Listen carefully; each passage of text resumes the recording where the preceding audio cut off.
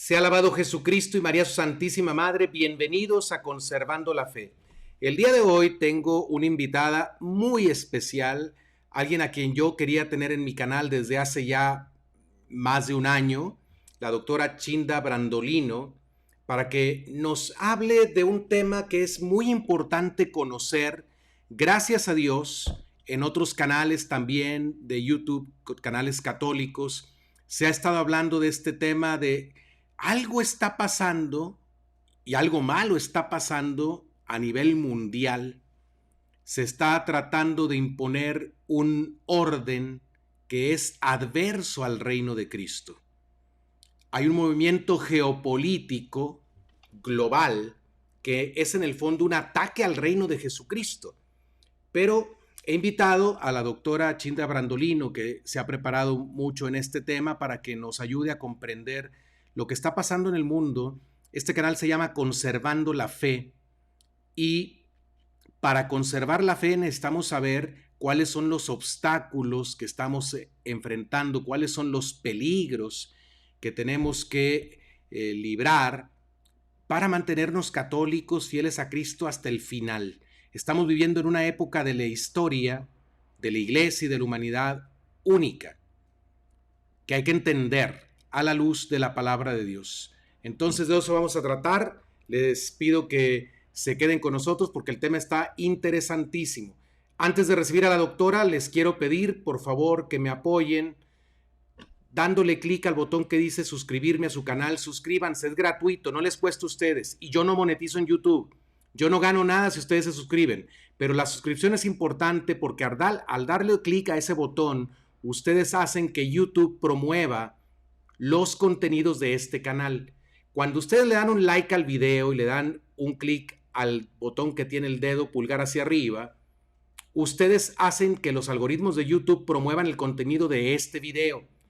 Y si ustedes lo comparten o hacen comentarios, también ayudan a difundir el mensaje de este canal. Así es que les pido de favor, ahora mismo, tómense el tiempo, denle un clic a suscribirme, si no lo han hecho, y denle un clic al botón de like. Para los que prefieren seguirnos a través de archivos de audio, ahí están las plataformas en pantalla donde pueden encontrar Conservando la Fe y los audios de todos nuestros programas. Ahora en pantalla estoy poniendo las redes sociales a través de las cuales me pueden seguir. De manera especial les invito a que se unan a nuestro canal en Telegram, ya que por allí compartimos información que no podemos compartir siempre a través de YouTube. Otros videos más cortos, sesiones de preguntas y respuestas, audios sobre cosas que están pasando en la iglesia, etc. Y les invito también a que se den de alta en WhatsApp. Tenemos una red de suscriptores, pero además estamos creando una red de familias católicas. Hay ya más de 400 familias de habla hispana, de todo Hispanoamérica, algunas viven en Europa.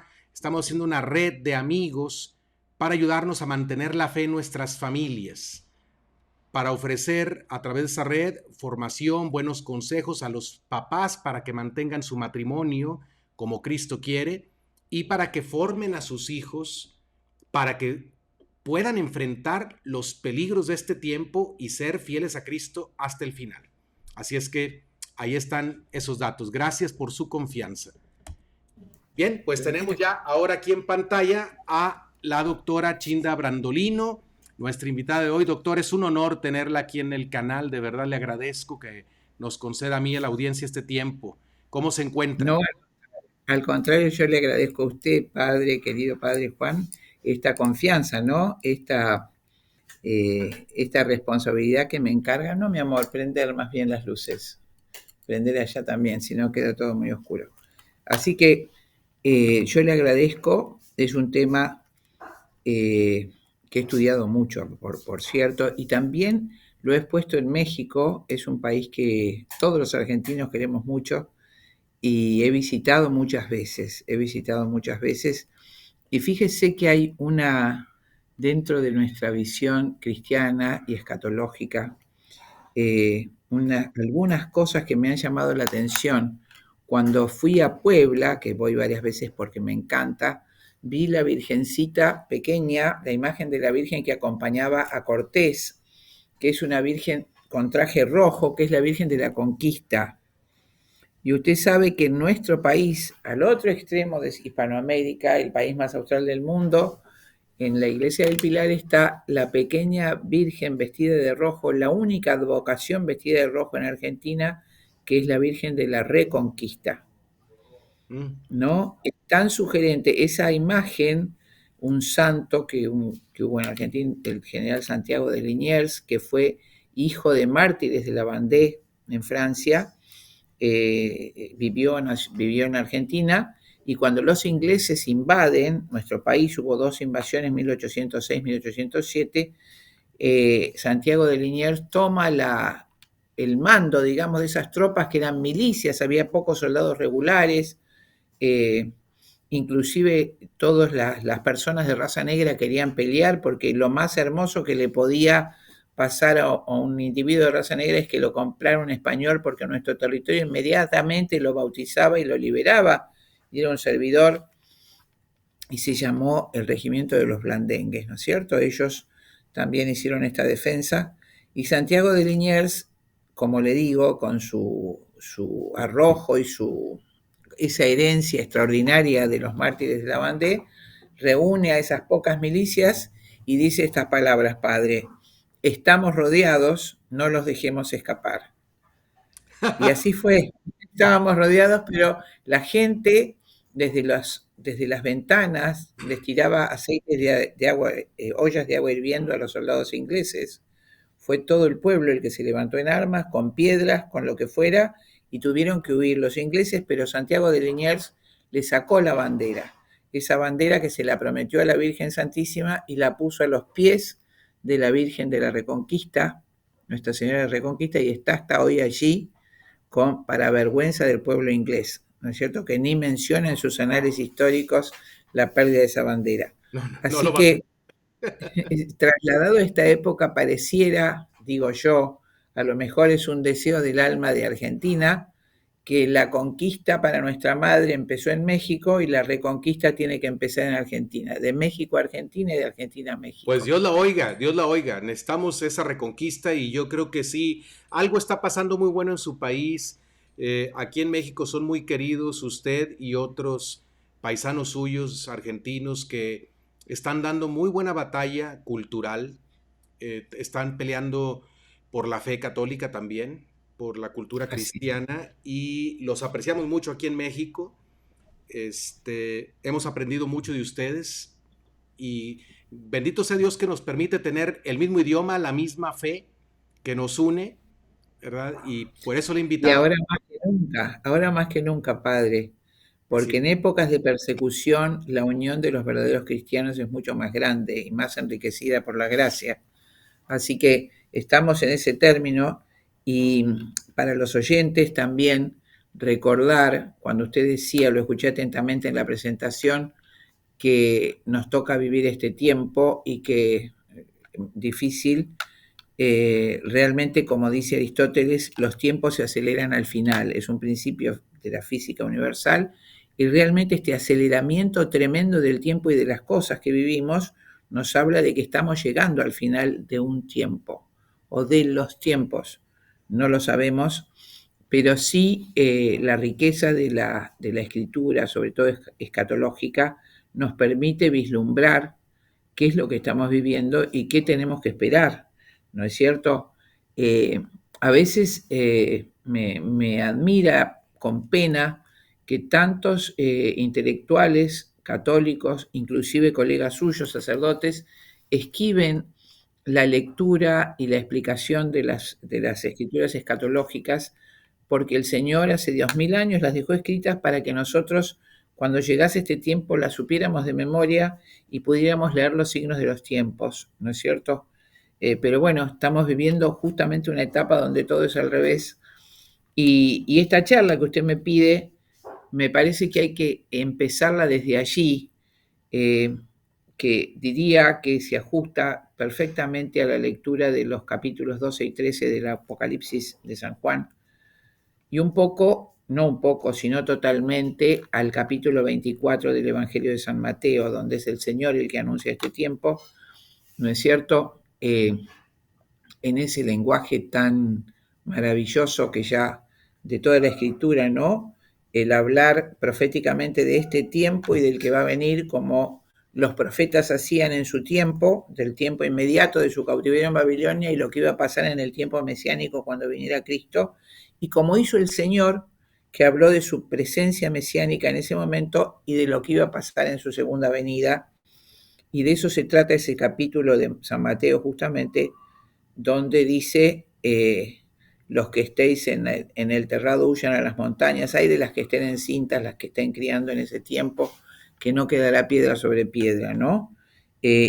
Uno será tomado y otro dejado, dos estarán sembrando en el mismo campo, uno será tomado y otro dejado, un hermano será tomado y el otro dejado, un poco el reflejo de esta gran confusión que hay ahora, donde en esta debacle, donde la enorme mayoría de la gente va siguiendo por la puerta ancha, unos pocos son tomados y los otros dejados. Porque sin olvidarnos que si tratamos de responder al mensaje del Señor es porque el Señor nos llamó primero, ¿no es cierto? Y si amamos es porque Él nos amó primero. Y traspolando a estos capítulos que me encantan del Apocalipsis, es una síntesis del mundo angélico y de la creación, donde se narra la primera batalla de Miguel con Satanás, de San Miguel, que lo vi por ahí en su escritorio. San Miguel, ustedes tienen una enorme devoción a San Miguel Arcángel. Sí, Lo vi recién en una de los enfoques de su pantalla. ujú, ¿Quién como Dios, no es cierto? Cuando Lucifer la serpiente antigua, es decir, el Apocalipsis, Satanás, el diablo Satanás, se levanta contra el Señor, Miguel esgrime la defensa, encabeza la defensa del reino de Dios y dice que es arrojado, ¿no es cierto? Arrojado del cielo. Ya no había más lugar para Satanás y sus secuaces en el cielo de Miguel. Y esa batalla siguió en la tierra, ¿no es cierto? Sigue en la tierra y dice que un signo se levanta, la mujer vestida de sol, coronada de estrellas, con la luna bajo sus pies, eh, aparece en el cielo, y el dragón, la serpiente antigua, Satanás, la quiere devorar a ella y a su hijo. La mujer iba a dar a luz un hijo varón. Y entonces la mujer huye al desierto, y el dragón le arroja su fuego, su agua para perderla. Lo digo expresamente tal como lo dice la escritura, el agua, un río de agua, y la tierra acude en su socorro. Esto es la interpretación que yo veo, los signos de los tiempos. Esa imagen de la mujer, por supuesto, es en primerísimo lugar Nuestra Señora, la Santísima Virgen y su Hijo varón, que rige las naciones desde los cielos, fue arrebatado al cielo, pero también es la iglesia militante. Y también es cada una de nosotras, de las mujeres. Porque así lo ha querido Dios. En el principio del tiempo de esta batalla, el hombre cayó por intervención de Eva, que se dejó seducir por el demonio. Y en el fin de esta batalla, también el demonio trata de arrastrar a la mujer, y es la mujer justamente la que debe resistir. Esa figura del agua y de la tierra en la escritura, como, bueno, yo le estoy hablando como usted bien sabe, padre, el agua es lo político, lo que va y viene, lo que cambia, la gran tentación de la mujer actual en el mundo político, la ideología de género, la supuesta liberación de la mujer, la demoníaca separación del hogar, el aborto en la mujer, asesinar a su propio hijo como signo de liberación, masculinizarse. Ese es el río de agua de la política que la atienda. Y la tierra acude en su socorro. La tierra es la imagen de lo religioso, lo firme, lo que no se mueve. Nuestro refugio está en esa fe bimilenaria. El refugio de nosotras, las mujeres, de la Santa Iglesia, por supuesto, que la Virgen nos proporciona con su manto, pero en todas nosotras el refugio en la verdadera fe, en la interioridad, en la vida martirial, ¿no? Esa imagen extraordinaria, y dice que cansado de perseguir a la mujer fue a batallar contra sus hijos. Entonces viene la tentación, el accionar del demonio durante estos 2000 textos, toda la historia de la humanidad, pero especialmente en este momento, atentar a los hijos de la mujer, a nuestros hijos, a los hombres, ¿no es cierto? Y por supuesto en este tiempo acelerado, este tiempo que desconocemos, digamos, midiendo con el tiempo calendario terrenal, pero pareciera por este signo de la mujer y por estos otros signos que aparecen, que estaríamos cursando este tiempo. Dice el Señor que esa bestia, aparece una segunda bestia que va a ser eh, adorada y venerada y que va a esclavizar a todo el mundo, ¿no es cierto? Y que todos los hombres van a tener que tener ese nombre de la bestia y que todos los hombres van a adorar a esa bestia. Por toda la forma en que lo escribe ese capítulo 12, podemos decir que es un hombre también y que es un sistema político. No Sí. vamos a ampliar el detalle, pero de la lectura se desprende claramente que es eso, que aquella primera serpiente antigua, Satanás, arma esta bestia que sale del mar, Sale del mar, exactamente. que sale del mar, que sale de la política. Por eso sabemos que es un sistema político y un hombre político con poder, que todos tendrán la marca de la bestia y que todos la adorarán con esa marca en la frente o en la mano, pero aquellos que no tengan esa marca no podrán comprar y vender. Pero, dice al final del capítulo, los que tengan el nombre de la bestia no tendrán su nombre escrito en el libro de la vida. Terrible, terrible conclusión, la elección final. La elección de toda la vida, la elección que el Señor hizo y nos mostró con la cruz, y la elección del último tiempo que es esta. O la marca de la bestia, vivir cómodamente o no, pero vivir y renunciar a la vida. El que pierde su vida la encontrará. ¿Mm?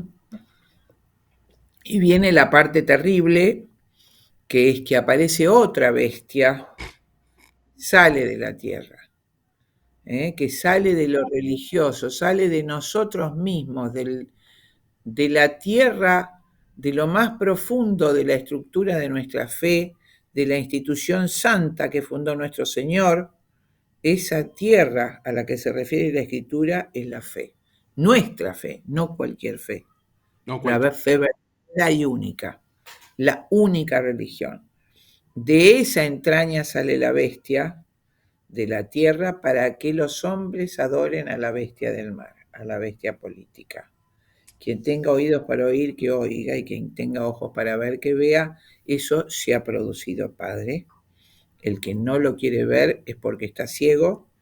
Entonces, por supuesto, hay que, como dice la Escritura, al principio del capítulo, la tierra acudió en su socorro, la fe, ¿no es cierto? La interioridad de nuestro corazón, lo aprendido durante 2000 años, la Escritura de consuelo, los buenos pastores que nos den el sacramento. El Señor prometió: estaré con ustedes hasta el fin del mundo, escondido en las especies de pan y vino. Ese será nuestro alimento, recordando que si nos permitimos adorar a la bestia, o tenemos su nombre escrito en nuestra frente, en nuestro brazo, no estaremos en el libro de la vida y no vamos a cambiar por 3 o 4 años locos más que vivamos la eternidad, ¿no es Claro. cierto? Sí, no sería nada Entonces, inteligente. claro. Entonces, ahí está planteado, sabíamos que iba, y esta imagen del Apocalipsis impresionante, de esta usurpación de la autoridad de la Iglesia, parece que Nuestra Señora la está avisando desde la Salet. A los que nos escuchan, que seguramente ya lo sabrán, las apariciones de los últimos 200 años de nuestra Madre han sido tremendas y han sido ocultadas, porque esta usurpación, esta bestia que sale de la tierra, esta usurpación de nuestra Iglesia, ya lleva sus 200 años. Yo diría, y ahí voy a hacer el empalme político, que empieza con la Revolución Francesa en forma muy puntual, ¿no es cierto? Eh, pero entonces Nuestra Señora en la Salette, justamente en Francia nuestra Madre ha tenido dos apariciones enormes, la Salette y Lourdes, donde sobre todo en la Salet, avisa todo este tiempo que estamos viviendo. Sí. La imagen de la Salet, todo eso fue ocultado, pero afortunadamente ya a principios del año 2000, si no me acuerdo mal, bajo el reinado de Juan Pablo II, un sacerdote encontró, hizo su tesis con esta aparición, así que todos la hemos podido encontrar. Y, y luego en Fátima. En Fátima, ya más próximo a nosotros, Nuestra Señora anuncia las guerras mundiales, justamente en 1917, anuncia el desastre del comunismo ruso, anuncia que si no consagran sus países al Sagrado Corazón, todos los países caerán, y el único país que se consagró fue Portugal, y como la Virgen dijo, Portugal conserva la fe y lo ha preservado de las guerras. Portugal no intervino en la Guerra Civil Española, ni en la Primera ni Segunda Guerra Mundial. Fue protegido expresamente por la Virgen Santísima. Allí se produce un eclipse porque estos dos pastorcitos, estos tres pastorcitos, ¿no es cierto?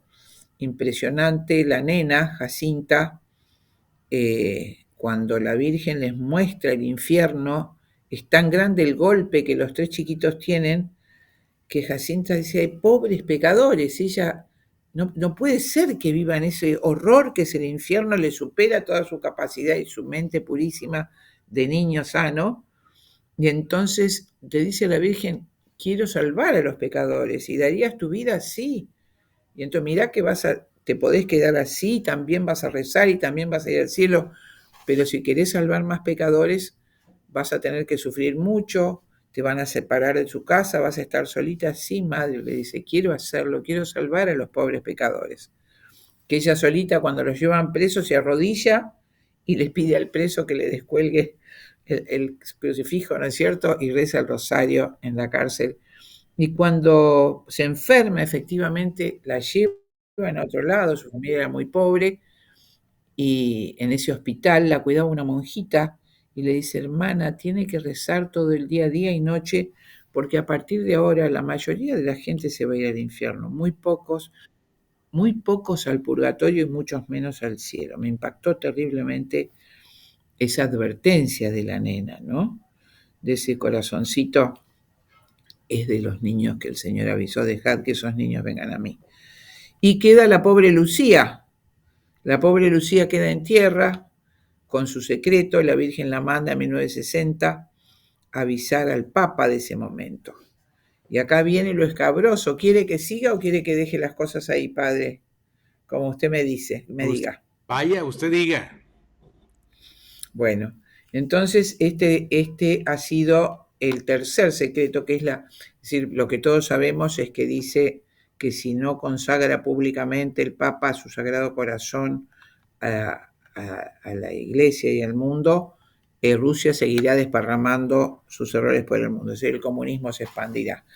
Pío XII, que era un santo varón, quiso hacerlo, la primera vez le cambiaron la fórmula y intenta hacerlo nuevamente con la fórmula correcta, y no pudo reunir a todos los obispos en forma pública, así que nunca se hizo la consagración, y así es que hoy toda la cultura es comunista, ¿no es cierto? Tenemos un liberalismo económico y un marxismo cultural, tal como avisó la Virgen.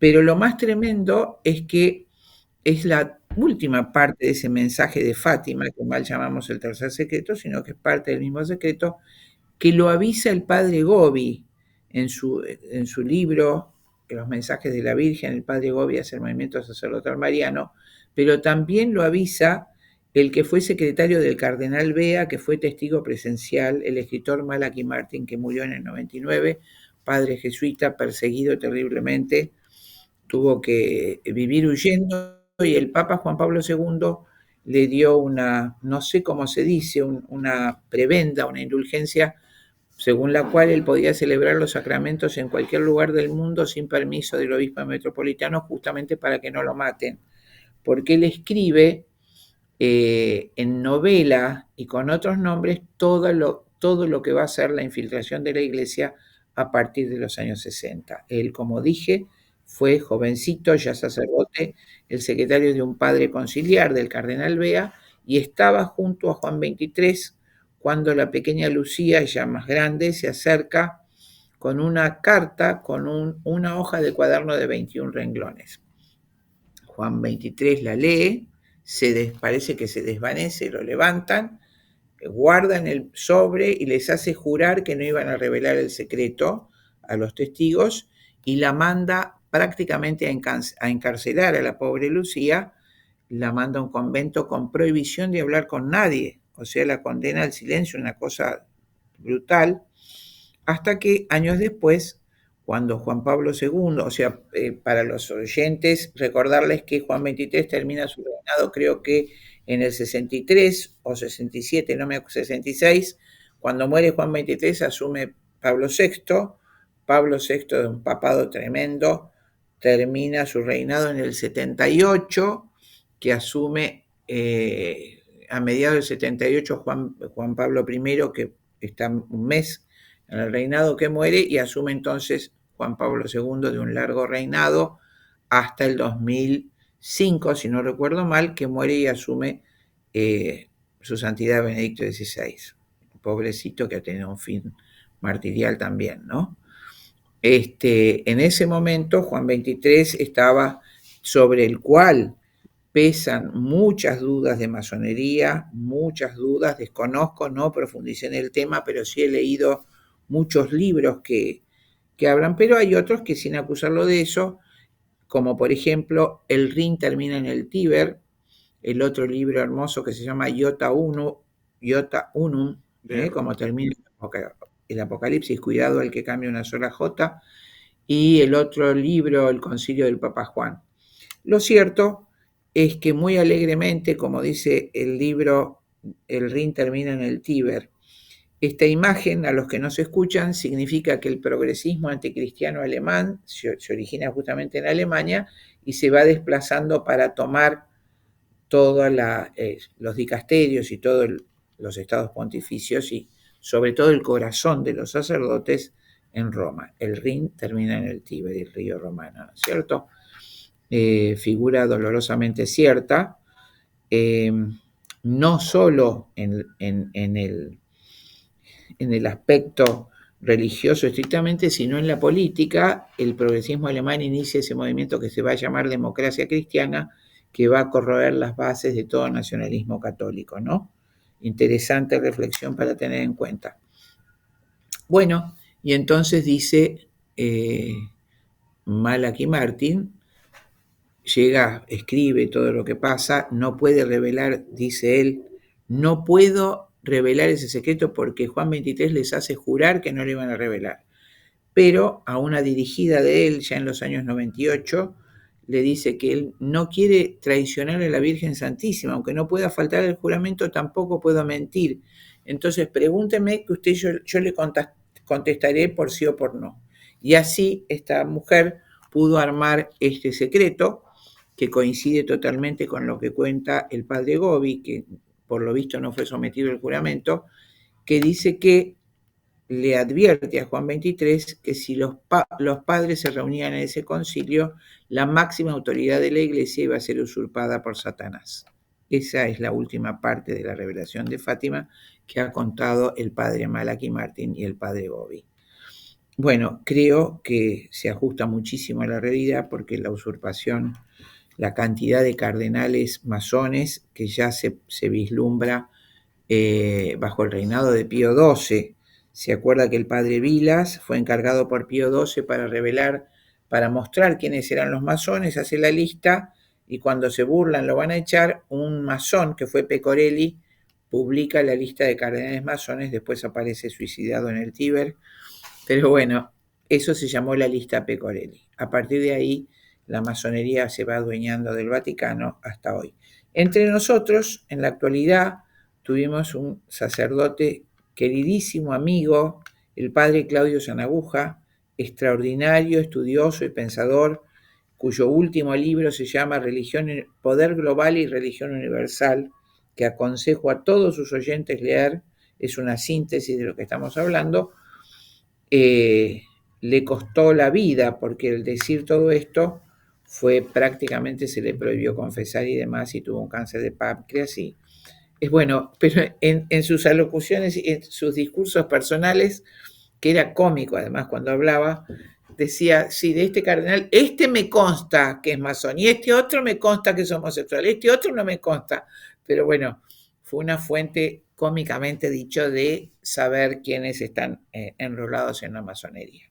Les recordamos también a nuestros fieles que la masonería fue condenada por San Pío X, el gran papa de este tiempo, como religión de Satanás.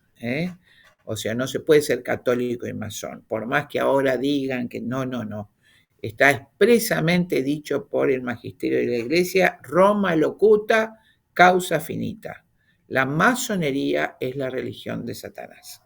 Entonces, de eso se trata en estos tiempos, y trasladando esa interpretación de la escritura, esa síntesis de la infiltración de la Iglesia, de los mensajes marianos a la política, todo esto, como bien dice la escritura escatológica, transcurre en el mar de la política.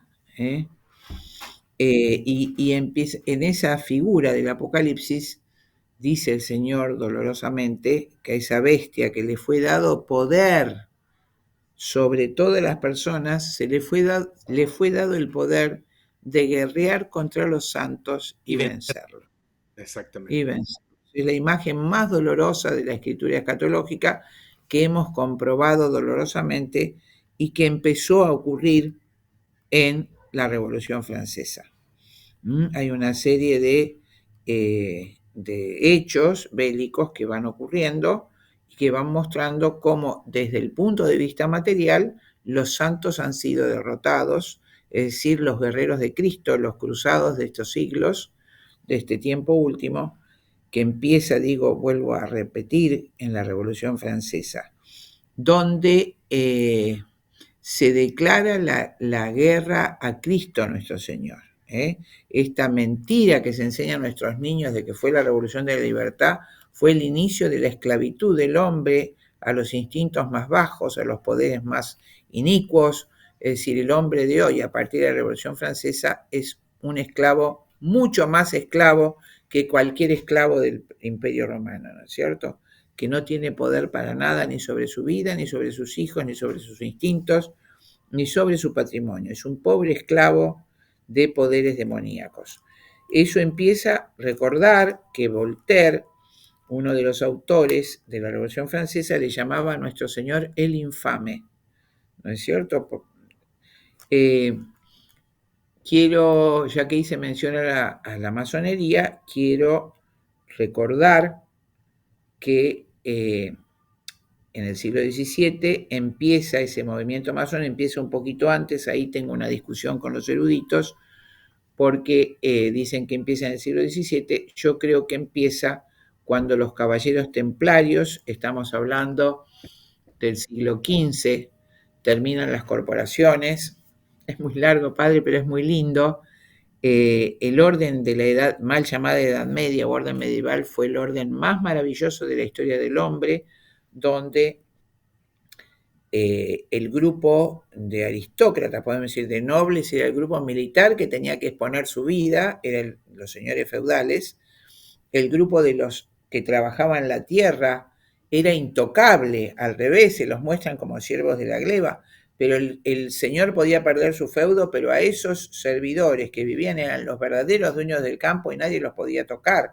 Entonces ellos daban un tercio de lo que producían en la iglesia y un tercio a los señores, que por supuesto tenían la muchísima difícil tarea de pelear contra los otros reinos y mantener el orden. Y si uno recordara a los oyentes, todo ese orden estaba bajo la dirección total de la Iglesia y del primado de Cristo, del Papa, del Vicario de Cristo, y si un señor feudal cometía una injusticia contra sus servidores o, por supuesto, faltaba a las leyes de la Iglesia gravemente, el Papa lo sometía a interdicto, que era el peor castigo que podían tener. No recibía los sacramentos en todo el feudo y toda su familia quedaba privada, aún en condición de muerte, de los sacramentos. Es decir, había un orden social extraordinario, ¿no es cierto?, donde la Iglesia además asumía el rol no solo de la primera, de la salvación de las almas, sino de civilizar, de enseñar a leer y escribir, de enseñar la historia, de enseñar las artes. Y en ese esquema surgieron las corporaciones, que fue el orden social más perfecto, los organismos intermedios entre el rey y los hombres, la corporación de constructores, la corporación de herreros, la corporación de cantores, un orden social extraordinario. Ningún rey de la Edad Media podía ir a la guerra si no tenía el acuerdo de todas las corporaciones, ¿no es cierto? Y cada corporación tenía por padrino o madrina, una orden religiosa. Esas órdenes religiosas se habían ido formando a partir del siglo X como cruzados, es decir, cuando los papas llaman a los caballeros a defender Tierra Santa, que ante el asesinato de los cristianos en Medio Oriente, ese primero que fue Godofredo de Bouillon, ¿no es cierto? Van extraordinaria la acción de los cruzados, cruzan con esa armadura pesadísima toda Europa y van a guerrear y era enorme la diferencia numérica, bélica, y sin embargo era tan grande su fe, estamos hablando de tal vez 500 caballeros contra 10.000 sarracenos, ¿no es cierto? Que asalta, creo que San Simón de Montfort lo acompaña en esa primera cruzada y asalta la muralla y gana la batalla, padre. Esos eran cruzados, esos hombres de Dios. Y bueno, y la iglesia ve que tenían que ser asistidos, que tenían que tener sacerdotes que los acompañen, y entonces se forman las órdenes de monjes caballeros, monjes guerreros, célibes. Estamos hablando de los caballeros templarios, los custodios del templo de Jerusalén que va a crear, si no me acuerdo mal, San Bernardo de Claraval, los caballeros de San Juan de Dios que van a cuidar a los enfermos, a los mutilados, y así varias órdenes de guerreros, monjes guerreros célibes, que van a custodiar, como dice nuestro querido padre Sáenz, las Fuerzas Armadas al servicio de la verdad desarmada.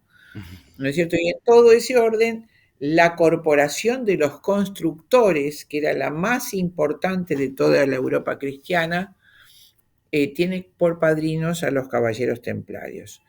Y acá, algo interesante, nos estamos ampliando tanto los temas que va a ser difícil terminar, pero bueno, Pero ¿qué está era muy una interesante. corporación? Imagínense que ellos vivían del secreto de su actividad. Los cientos de familias de una corporación, trabajaba toda la familia en esa corporación. Era tan grande su secreto para defender su medio de vida, ¿no es cierto? Que hoy el mejor arquitecto de la NASA no puede hacer una catedral como las que existen sin cemento y sin hierro. Nadie puede construir eso. Entonces, para guardar ese secreto, cuando entraba un nuevo aprendiz a la corporación, en este caso de constructores o de herreros o de cantores, hacía un juramento de sangre por el que se obligaba a no revelar nada que aprendiera. Cuando ya había aprendido varios años el oficio, pasaba a la categoría de maestre o maestro y volvía a hacer un pacto de secreto de sangre. Y cuando ya sabía todos los saberes de ese arte, ya era gran maestro y firmaba el último pacto. Nadie podía revelar los secretos de ese arte. Los templarios eran los padrinos de la corporación de constructores y ya estas corporaciones van cayendo en el siglo XV, principio del siglo XVI, y de hecho los caballeros templarios en ese momento habían empezado a hacer bancos, aconsejados por los hijos de Israel, habían empezado a manipular el dinero, y bueno, cosas no legítimas. Así que hubo un rey que fue Felipe el Hermoso, pero otro Felipe el Hermoso, 100 años antes del yerno de Isabel de Castilla, es decir, una de las hijas de Isabel de Castilla, Juana, se casa con un rey francés que era tan buen mozo que le llamaban Felipe el Hermoso. No nos referimos a él. 100 años antes, eso fue en el año 1630 más o menos, estamos hablando del año 1530, más o menos, otro rey Felipe el Hermoso lo somete a juicio a los templarios, que quedaban 4 más o menos, y los condena por herejes y traidores. En ese momento el jefe de los templarios era el caballero Molay y se juramenta contra la Iglesia Católica. Yo creo que ahí empieza lo que nosotros... ¿Y por qué masonería? Porque esos caballeros eran los padrinos de los francmasones o constructores, del gremio de los constructores, de la corporación de los constructores. Entonces usan esas ya capillas en desuso para hacer las primeras logias. Por eso yo creo, como el padre Caro chileno, que ahí se inicia la masonería.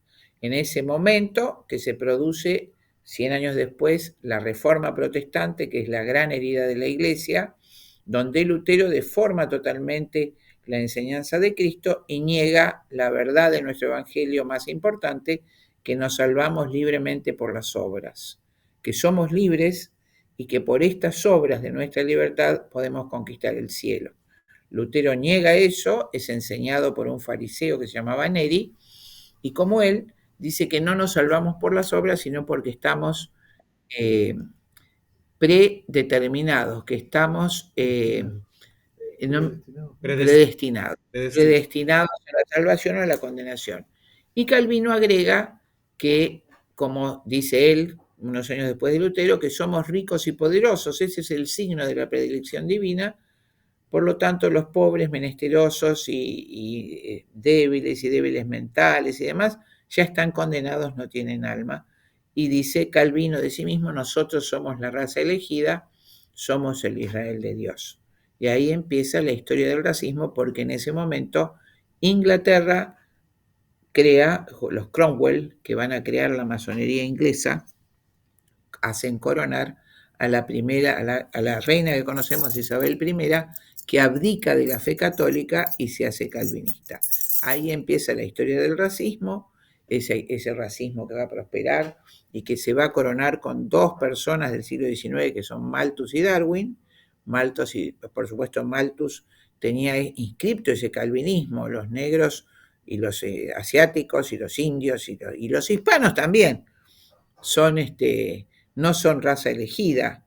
Entonces Darwin ordena, se copia, plagia la teoría de Lamarck de la evolución, la deforma un poquito y las ordena como razas superiores e inferiores, donde la raza superior, por supuesto, es la humana, y arriba de la raza humana los rubios, y de los rubios los ingleses son los más perfectos de todos. Pero lo dice claramente en su libro El origen de las especies. Y allí empieza esta guerra de hoy, ¿no es cierto?, que es la guerra del racismo y de la lucha contra la humanidad.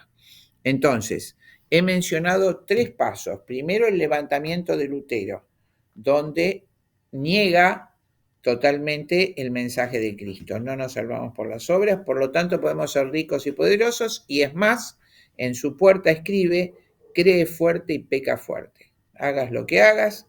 Entonces empieza ese quiebre de la Iglesia y una deformación farisaica de la fe católica. Siglo XVI. Conquista de América, Inglaterra empieza la cacería de los negros africanos, inaugura la esclavitud que la Iglesia durante 1500 años había desterrado. Y durante 500 años este imperio, que va a ser el centro de la masonería, Inglaterra, asienta su poder y su imperio, su Commonwealth, en la esclavitud de la raza negra, la mano de obra gratuita de la raza negra. Esto es prácticamente hasta hoy. Recién se levanta el apartheid en 1993 en Sudáfrica. En ese poder enorme que toma Inglaterra, va, por supuesto, luchando ya desde el siglo XVI contra el Imperio Español, que mantenía la fe, nuestra fe. Todos nosotros tenemos fe por la grandeza de España, la maravilla que hizo España en este continente hermoso que habitamos. Pero bueno, desde esa batalla estamos hablando, volvemos a decir, en el siglo XVI con Felipe II, nieto de Isabel la Católica, en la batalla donde, ¿cómo se llamaba? La Armada Invencible pierde la batalla contra Inglaterra. Ahí se inaugura este último tiempo de 500 años con el dominio inglés masón y anticatólico. En ese contexto se crea lo que se llama movimiento eugenésico, a partir de la postura de Malthus, que dice, estamos hablando de 1850, que si los pobres siguen teniendo hijos, la comida no alcanzará para todos, por lo tanto, invita a los pobres, enfermos, débiles y demás a no tener hijos, y Darwin era el gran admirador de Malthus, escribe El origen de las especies, y dice así, entre todos los hombres debe haber una lucha abierta, no se debe impedir a los mejores tener el mayor número de hijos. En un futuro no muy lejano, las razas civilizadas exterminarán y reemplazarán a las razas salvajes del mundo entero. Eso es hoy, estamos hoy, por eso solo se enseña Darwin en todas las escuelas de toda América y de todo el mundo, no se enseña ninguna otra hipótesis del origen del universo. El darwinismo social, donde las razas y los niños débiles o discapacitados deben ser exterminados. ¿No es cierto? Entonces, la masonería avanza y tenía un obstáculo, una vez que se crea en Inglaterra, tenía un obstáculo grande que era el reinado francés.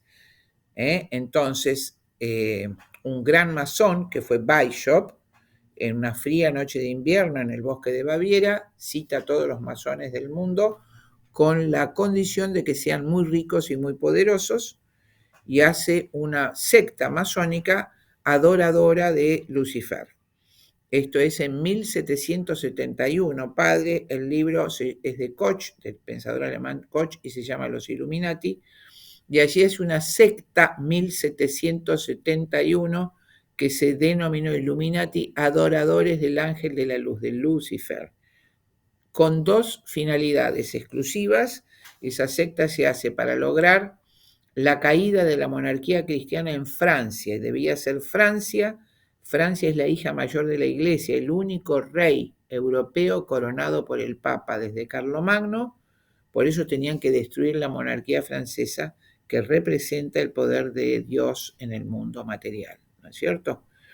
Entonces, el primer objetivo y crean este movimiento que se llama iluminismo, que dramáticamente lo enseñan como movimiento político, cuando en realidad fue un movimiento religioso satanista anticristiano.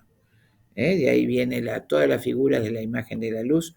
Y el otro objetivo era crear un Estado donde se manejara el mundo a través del dinero, y ahí empieza la revolución contra el rey Jorge IV, la independencia de los Estados Unidos, donde ves el signo de los Illuminatis en el billete del dólar, donde está el ojo que todo lo ve, la pirámide, que es el signo bien demoníaco, y ese Dios al que se refiere el dólar, my God, no es nuestro Dios.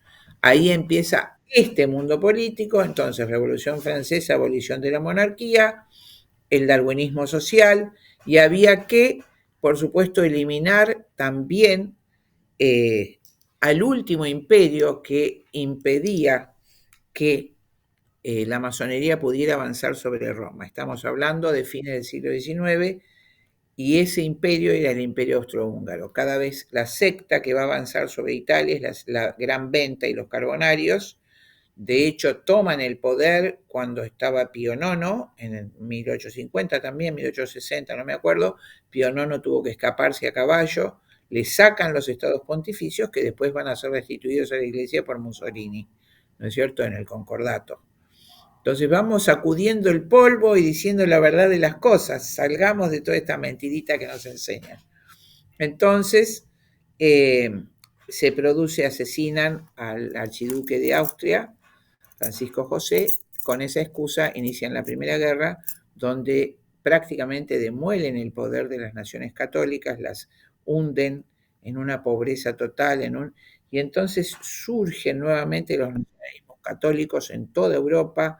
Puedo mencionar el caso de Degrelle, hermoso, que escribe ese hermoso libro, Armas Ardiendo, en Bélgica, del rumano Codrianu, Manuel del Jefe, de Primo de Rivera. En fin, no voy a seguir para no entrar en polémica, pero así se levantan, y entonces, por supuesto, provocan esa Segunda Guerra Mundial, creando en los países que todavía, es decir, que se oponían al comunismo. Ellos, con la revolución de 1917, que es la que avisa a la Virgen de Fátima, financiada íntegramente por Rockefeller, ya asentaron su poder en Rusia, con Lenin, que era un hombre cruelísimo, sin alma, monstruoso.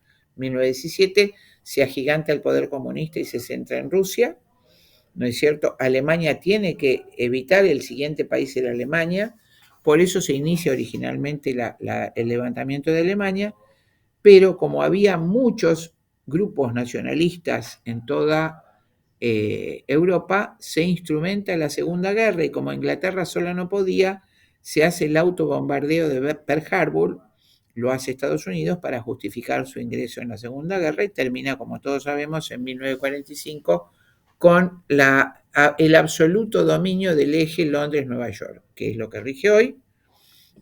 Se asienta ese poder y ellos van a dictaminar las reglas. ¿Cómo empieza ese poder que gana? En 1903. En 1901 muere la reina Victoria, la gran monarca inglesa que había prácticamente dominado todo el mundo, y su hijo teme, su sucesor, perder el poder, entonces hace una alianza en 1903 con la corona danesa, la corona holandesa y las fortunas más grandes del mundo. Me refiero especialmente a Harrison, Carnegie, Rockefeller, Rothschild, Morgan, y la nobleza negra veneciana, profundamente masónica, y hacen ese primer, se llamó Club o Comité de los 300. El mejor libro es el doctor Coleman, es un colega nuestro que fue doble espía, se llama así, El secreto más guardado del mundo, el Club de los 300. Ese va a ser el poder que tiene su base en Nueva York. Entonces, por primera vez, 1903, Inglaterra transfiere la administración de poder a Rockefeller. Rockefeller primero, que va creando organismos de gobierno mundial. Entonces crea primero la Reserva Federal en 1913, en 1920 crea dos cosas.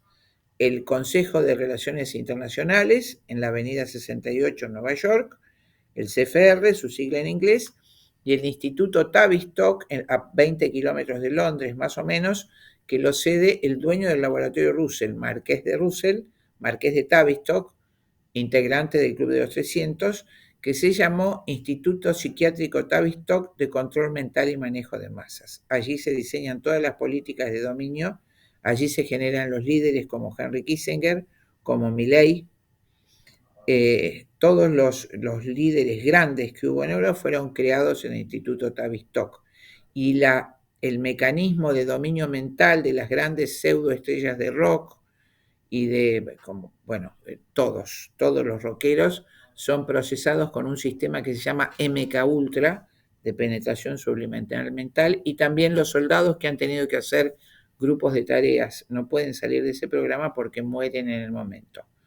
Pero bueno, eso es el Instituto Tavistock, de allí sale el famoso Henry Kissinger, de allí salen los presidentes aborteros, empezamos por Nixon, 1964 a 1974, 66 a 74, Nixon, entonces creado por este instituto, apadrinado por Rockefeller III ya, va a tener un secretario de Estado que se llamó Henry Kissinger, también creado por el Instituto Tavistock, que va a delinear la política de exterminio racial de nuestro continente.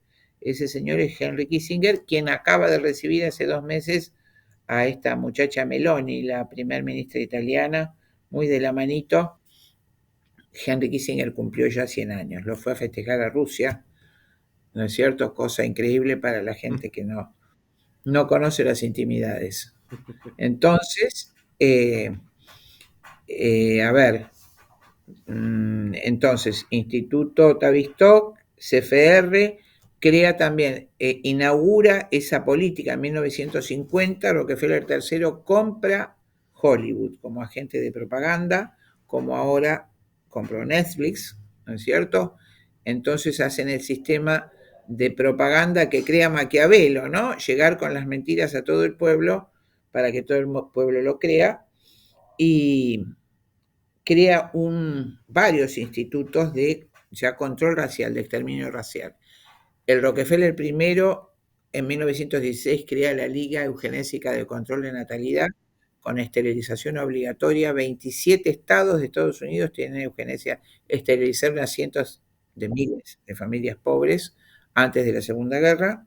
Luego crea el primer hospital de abortos para negros en 1930 en Harlem, Nueva York, y en 1952, terminada la guerra, hace la poderosa IPPF, que es el organismo que diseña la educación sexual para nuestros niños y los planes de aborto. Tiene 66.000 clínicas de aborto en todo el mundo y lucra extraordinariamente con eso. Y vende los órganos de los niños a un promedio de $100 cada órgano. El año pasado fue ventilado en el juicio que le hizo la IPPF al médico que con una cámara oculta filmó todas estas exposiciones, así que los videos fueron expuestos públicamente, los tenemos para mostrar. Así se maneja la IPPF. Y en ese contexto, además, ocurre una cosa que no tendremos tiempo de desarrollar, que es la usurpación de la medicina, que empieza con Rockefeller en 1930, con mucho dinero va, ¿cómo decirle?, sobornando a los senadores, va prohibiendo la medicina natural, la medicina homeopática, la medicina sana, la medicina de 2000 años de antigüedad y mucho más, la medicina hipocrática, y va siendo reemplazada por lo que llama la medicina terapéutica o química, ya que él quería hacer medicamentos con su petróleo, él quería la Standard Oil. Entonces usurpa la medicina y ya en 1930 Aldous Huxley, integrante de este movimiento eugenésico que se inicia con Malthus y Darwin, ellos inician un movimiento eugenésico al que va a pertenecer la familia Ford, Carnegie, Harrison, los varones del robo, Rockefeller, Rothschild, por supuesto, y Aldous Huxley, su primo Julian Huxley, que va a crear la eugenesia como ciencia, ¿no? El eliminar a las razas indeseadas, buscar la raza superior. Y en ese momento Aldous Huxley escribe, también Galton, el bulldog de Darwin, su primo, escribe un libro que se llama Un Mundo Feliz. Y en ese mundo feliz que soy, los niños iban a ser solamente en probetas de laboratorio, las mujeres iban a donar sus ovarios, toda la actividad terminaba en una orgía sexual, los niños eran educados por el Estado, ¿no es cierto? Y cuando había alguien que pensaba un poquito, lo desterraban al polo, porque no podían pensar ni hacer uniones, matrimonios duraderos, ni relaciones afectivas serias. Y ahí cuando escribe Un Mundo Feliz dice, en ese mundo feliz de ficción había una droga que se llamaba Soma, que era obligatoria. Entonces todos tenían que tomar una pastilla cuando salían de su trabajo, y entonces bajo la acción de la droga tenían las orgías y el otro día de nuevo a trabajar. Y decían los altoparlantes, tome una pastilla de Soma ahora, no tenga que tomar dos después. Y cuando termina dice, mejor dicho, lo escribe en 1930, y en 1972 da una gran conferencia a Aldous Huxley que dice, cuando escribí Un Mundo Feliz no lo hice como ficción, sino como proyecto político, y lo hemos logrado. Hemos logrado que la gente viva feliz a pesar de sus abominables condiciones de vida. Será en el futuro una dictadura sanitaria. Serán esclavos, será una dictadura sin lágrimas, porque amarán su condición de esclavos. Así que por hoy creo que hemos dado un panorama más o menos, una síntesis histórica y escatológica de lo que está pasando. Y ahora, después de este poder, este exterminio, donde todas las familias son sometidas a la anticoncepción, la esterilización, los niños son abortados en el vientre de su madre, y nuestros países son envenenados con inóculos en todos lados porque, como dijo Darwin, las razas civilizadas exterminarán y reemplazarán a las razas salvajes del mundo entero. Y bueno, esa bestia creo que es el poder mundial, que es liberal en lo económico y marxista en lo cultural, y nosotros estamos entonces en la retaguardia tratando de mantener nuestro corazón unido a nuestro Señor, como Él prometió, estará con nosotros hasta el fin del mundo. Entonces ahora mismo, por ejemplo, las familias católicas, ¿cuáles son los peligros ahora mismo que estamos enfrentando? Que enfrenta un matrimonio que se acaba de formar, un matrimonio que está educando hijos, ¿qué peligros están enfrentando ahora mismo? El primer peligro es dolorosamente la confusión doctrinaria. Y San Juan, en el Apocalipsis, nos da la receta 4 veces. En griego dice, aferraos a lo antiguo, a lo que siempre se creyó. Entonces, la primera receta, ¿qué dijo la iglesia durante 2000 años? Que el matrimonio es indisoluble y me planto ahí. Que la sagrada hostia es el cuerpo, la sangre, el alma y la divinidad de nuestro Señor y me planto ahí. Que solo la confesión de un sacerdote católico me puede abrir la puerta del cielo y me planto ahí. Que solo nuestra religión es la verdadera yo soy el camino, la verdad y la vida, y el que no entra por mí no llega al Padre, y me planto ahí. Esa es la primera receta del matrimonio católico. La segunda receta, tomada la iglesia, está también tomada la educación. Entonces, homeschooling. Todos los papás tienen que sacar a sus hijos de las escuelas, educarlos en las casas, que además reporta un enorme beneficio económico.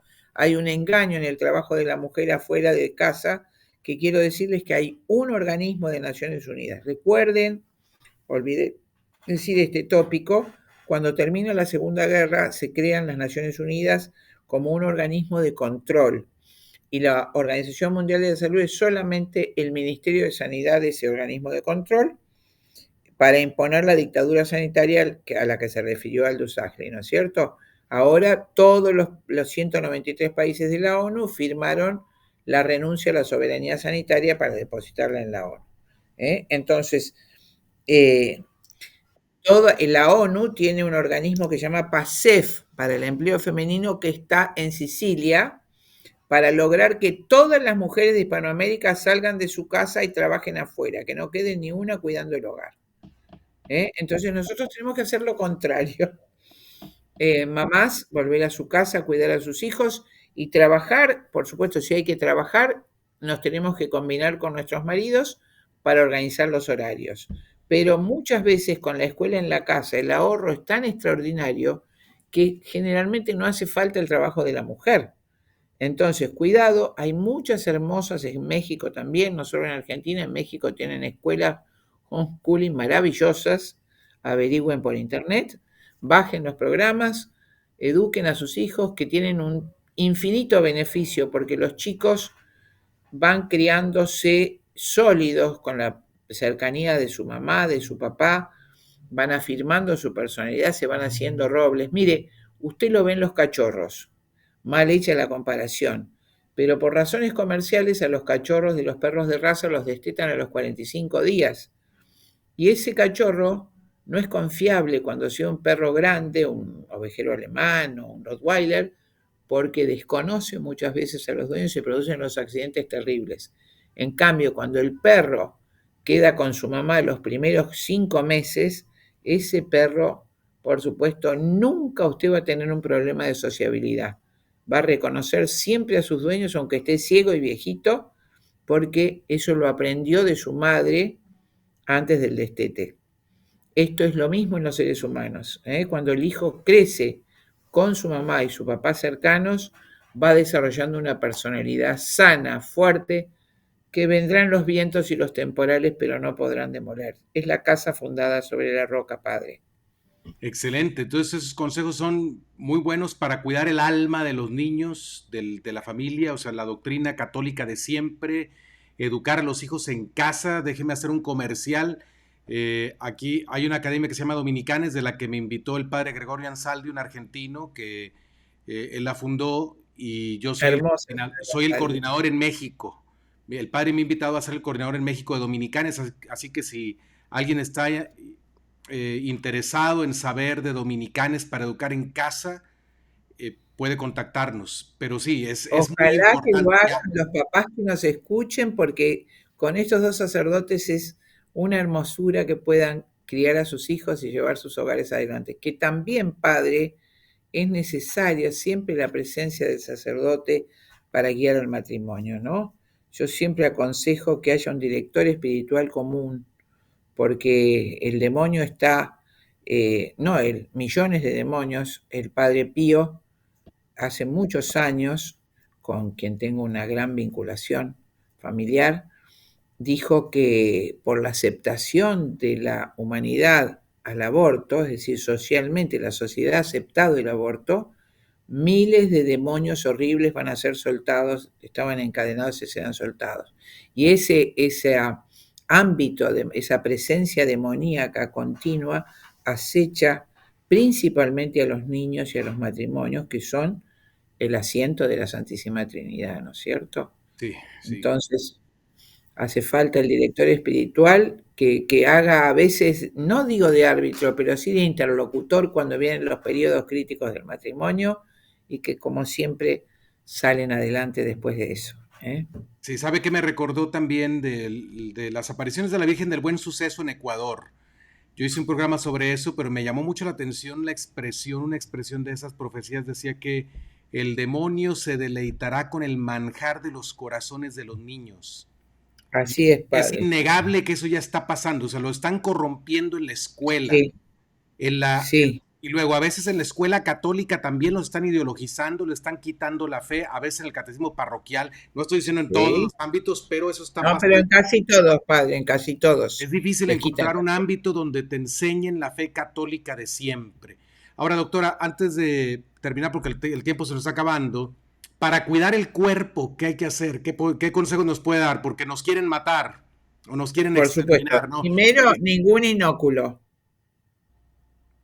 Ujú. Primer consejo, padre, ningún inóculo. Es una conferencia, pronto voy a estar en México, si Dios quiere, en el mes de noviembre, y voy a dar charlas sobre eso. ¿Eh? Fue diseñado en 1972 para utilizar los inóculos, lo encabeza Rockefeller quinto, perdón, cuarto, en 1972 para esterilizar a las personas y lograr la enfermedad continua de ellas.